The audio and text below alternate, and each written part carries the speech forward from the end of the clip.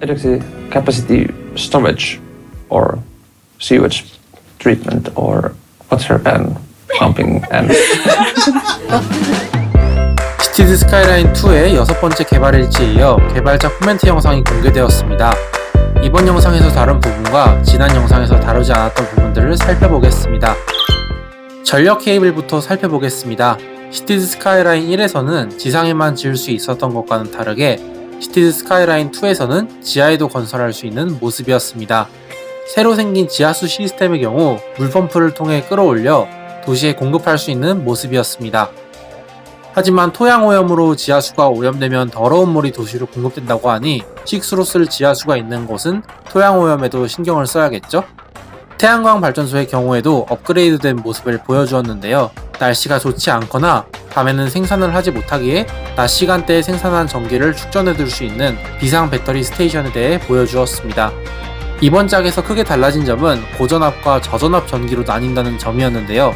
고전압 같은 경우는 송전선을 활용해서 지상이나 지하에 배치할 수 있고, 저전압 전기의 경우 전기 케이블을 통해 가정이나 산업지역으로 전력을 배전할 수 있는 모습이었습니다. 전기 케이블 또한 지상과 지하에 설치할 수 있는 모습이었으나 기본적으로는 도로를 통해 송전된다고 합니다. 각 지역에서 전력망을 클릭하면 얼마만큼의 전류가 흐르고 있는지를 확인할 수 있는 모습이었습니다. 이런 수치를 통해 전기 병목 현상이 어디서 일어나고 있는지도 잘 확인할 수 있겠죠? 새로 생긴 전력 부족 현상인 전류 병목 현상은 발전소에 이미 충분한 전기가 생산되고 있으나 고전압의 전기가 충분히 전기를 필요로 하는 곳으로 공급되지 않아 발생하는 현상을 보여주었습니다. 이때의 해결책으로는 더 많은 전기가 송전될 수 있도록 더 많은 전기 케이블을 건설하거나 고전압이 흐르는 송전선을 건설하거나 아니면 더 많은 전기를 변환시켜주는 변전소를 짓는 것으로 해결 가능한 모습이었습니다. 발전소의 경우 시티즈 스카이라인 1편과 전반적으로 비슷한 종류의 건물들이 있었습니다. 하지만 현실 고증에 맞게 더 규모도 커지고 업그레이드가 가능해졌습니다. 지난번 영상에서 살펴봤듯이 서비스 시설은 심시티 2013처럼 업그레이드가 가능해졌습니다. 예를 들어 가스 발전소에는 4가지 업그레이드가 있습니다. 저장소 확장, 고급 용광로, 배기 필터, 그리고 추가 터빈. 저장소 확장은 하위 건물 업그레이드로 사용하면 발전소에 더 많은 연료를 저장할 수 있어 연료 배송의 주기가 길어져도 괜찮다고 합니다. 고급 용광로는 건물의 외형은 바뀌지 않은 운영 업그레이드지만 연료 소비량을 줄여준다고 합니다. 또한 배기 필터의 경우도 건물의 대기 오염을 줄여주는 운영 업그레이드이며, 추가 터빈 같은 경우는 발전소에서 더 많은 전기를 생산할 수 있게 해주는 확장 업그레이드라고 합니다. 하지만 그에 따라 연료 소비량과 오염 배출량도 증가한다고 하네요.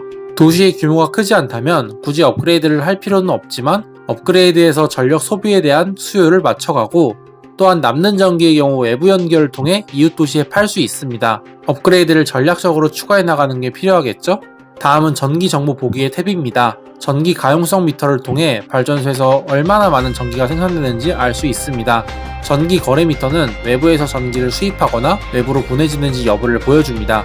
배터리 충전량 미터의 경우는 현재 발전소의 비상 배터리 스테이션에 얼마나 많은 전기가 저장되어 있는지를 보여준다고 합니다. 전력 정보 보기에는 또한 고전압 케이블과 고전압 송전선의 정보를 색깔별로 보여줍니다. 저전압의 경우에는 짙은 노란색, 고전압의 경우는 짙은 파란색으로 보여주는 것을 알 수 있습니다. 전기 병목 현상의 경우도 이를 통해 확인할 수 있겠네요. 또한 전력망에는 하이라이트 되는 색의 움직임을 따라 전기가 어느 방향으로 흐르는지를 알 수 있습니다. 변전소나 발전소를 지을 때 이 방향도 고려해야 할지 아니면 자동으로 설정되는 부분일지 궁금하네요. 수도 시스템 또한 여러가지 옵션이 있습니다. 양수장, 급수탑, 지하수 물펌프, 고급 양수장, 이렇게 4가지 건물로 되어 있었고, 하수 시스템의 경우 하수구와 폐수 처리장을 볼 수 있었습니다.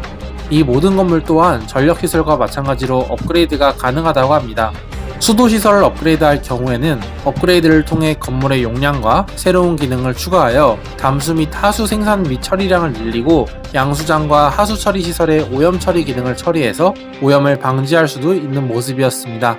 먼저 운영 업그레이드의 경우 지하수 물펌프의 경우 고급 필터링 시스템을 업그레이드하여 공급하는 물의 오염물질을 줄일 수 있는 모습이었고, 하수 배출구는 화학적 정화를 통해 수질 오염을 줄일 수 있는 모습이었습니다. 또한 양수장과 지하수 펌프 모두 확장 건물을 통해 취수량을 늘릴 수 있으며, 폐수 처리장은 하나 이상의 추가 처리 장치를 활용해 오염수 처리량을 늘릴 수 있는 모습이었습니다. 전력 정보 보기와 마찬가지로 수도 정보 보기 탭 또한 있었습니다. 도시의 현재 물 소비량과 생산량을 보여주는 물 가용성 미터가 있고, 마찬가지로 물 거래에 대한 부분도 얼마나 하고 있는지를 확인할 수 있는 물 거래 미터가 있습니다. 또한 하수 처리량을 볼 수 있는 하수 미터와 하수 수출 미터가 존재하는 모습이었습니다. 수도와 하수의 경우에도 물이 어느 방향으로 흐르고 있는지를 확인할 수 있었습니다. 전기 정보 보기에서는 전력 정보만, 수도 정보 보기에서는 수도 정보에 대해서만 색깔 하이라이트로 표시되는 것 같네요. 이렇게 지난번 영상에서 보지 못했던 전기와 수도의 추가 부분에 대해 알아보았는데요. 새로워진 전기와 수도 시스템에 대한 여러분의 생각을 댓글로 남겨주세요. 영상 마치겠습니다. 시청해주셔서 감사합니다.